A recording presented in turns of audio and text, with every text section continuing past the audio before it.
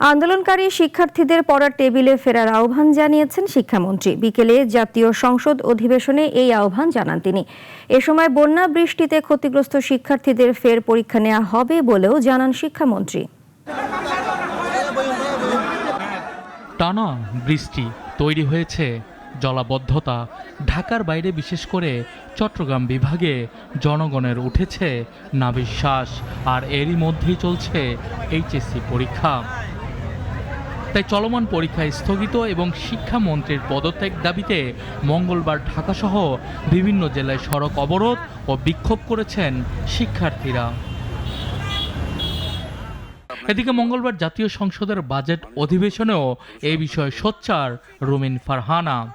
এইচএসসির মতো একটি অত্যন্ত গুরুত্বপূর্ণ পরীক্ষা, যেটার উপর নির্ভর করে আগামীতে একটা ছেলে বা মেয়ের ভবিষ্যৎ কোন দিকে যাবে, সেরকম একটা পরীক্ষা। এবং ফিজিক্সের মতো কি বলবো, one of the most important subjects যেটা সায়েন্সের জন্য, মাননীয় মন্ত্রীকে দয়া করে বলবেন যে কি সমস্যা ছিল পরীক্ষাটি কিছুদিনের, 2 দিনের জন্য বা 1 দিনের জন্য পিছিয়ে দেওয়ার।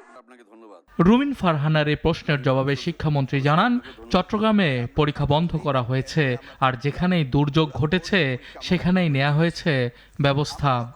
বাংলাদেশের সারা বাংলাদেশে আমরা ডিসিদের সাথে কথা বলেছি এবং ইউনিয়নের সাথে তারা বলেছে যে কোথাও পরীক্ষা কোনো রকম দুর্যোগ ঘটেনি, একটি শুধু কুমিল্লা মহিলা কলেজে ঘটেছে। আপনি জানেন যে কোশ্চেন মডারেট করতে হলে এই প্রক্রিয়াটি 2 বছর আগে থেকে শুরু করতে হয়। আমরা এসে কোনো কোশ্চেন তৈরি করতে পারিনি। বিগত গভর্নমেন্টের যে মডারেটর ছিল তারাই কোশ্চেন করেছে। তবুও আমরা তাৎক্ষণিকভাবে ঘোষণা দিয়েছি যে ফিজিক্সের 6 এবং 7 দুইটি কোশ্চেন ভুল হয়েছে, সেটাকে আমরা ফুল ক্রেডিট দিয়ে দেব। এছাড়া পরীক্ষা নেওয়া যাবে কি যাবে না সে বিষয়ে স্থানীয় সরকার, ডিসি, ইউনো তারাই সিদ্ধান্ত নেবেন বলে জানিয়েছেন শিক্ষামন্ত্রী। কথা বলেছি এবং প্রত্যেকটি আমাদের সাথে যারা স্টেক হোল্ডার রয়েছে, সানিয়া আহমেদ, নাগরিক, ঢাকা। একটি জায়গায়